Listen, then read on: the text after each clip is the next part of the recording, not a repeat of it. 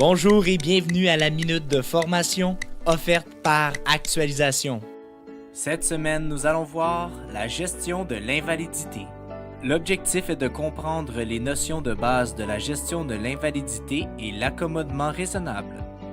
Selon le secrétariat du Conseil du Trésor du Québec, l'invalidité reflète un état d'incapacité physique ou mentale, à caractère temporaire ou permanent dans lequel se trouve une personne à la suite d'une maladie ou d'un accident et qui l'empêche d'exercer en tout ou en partie ses activités professionnelles et d'en recevoir la rémunération. Les employés québécois sont couverts par la loi sur les normes du travail en ce qui concerne les absences pour cause de maladie. Par exemple, en cas de blessure suite à un acte criminel, l'employé peut s'absenter jusqu'à 104 semaines et, en cas de maladie, un employé ayant fait au moins 3 mois de service continu a le droit de s'absenter pour 26 semaines sur une période de 12 mois.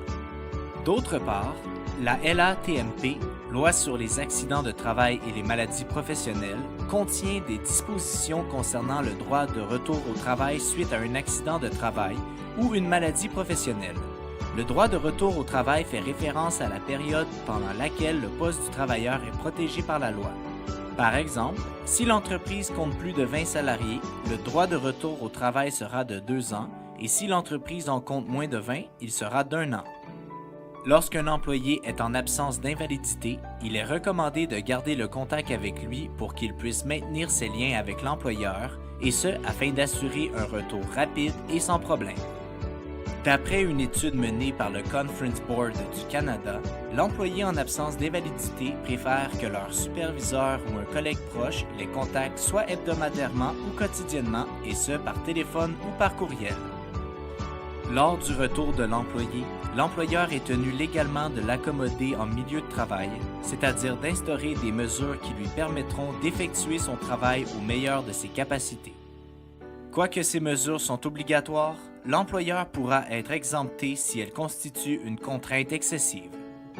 Pour les employés souffrant d'un problème de santé au niveau physique, des mesures d'accommodement peuvent consister à modifier les horaires ou les exigences du travail, à créer un poste de travail plus ergonomique ou à rajouter une rampe pour faciliter l'accès au bâtiment.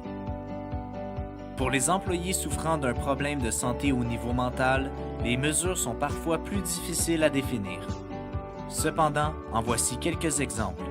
Donner des congés pour des rendez-vous, offrir des horaires flexibles ou diminuer les sources de distraction. C'est ainsi que se termine la minute de formation de cette semaine. On se donne rendez-vous la semaine prochaine. Rejoignez-nous sur notre site internet au www.actualisation.com ou contactez-nous au 514-284-2622. Actualisation, formation et conseils depuis 1970.